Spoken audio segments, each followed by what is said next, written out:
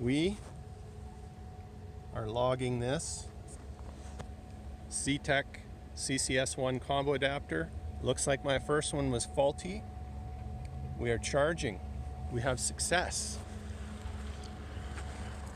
We'll take a look at what kind of speed we're getting. This is 26 kilowatt, so I mean, not the fastest right now, but hey, we have success for the first time ever. Interesting, there is a difference. So out there it said 26, in here it says 19 kilowatt. But guess what? It's working. It is working, and I will be trying this again on the Ministry of Transportation, but BC Hydro Charger getting something.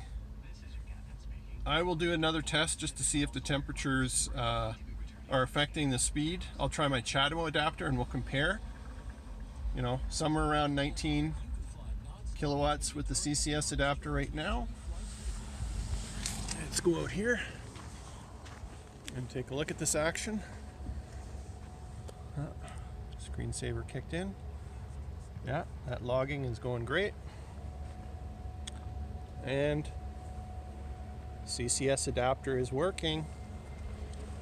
BC Hydro 50 kilowatt. There you have it, folks. So, does look like it's working now.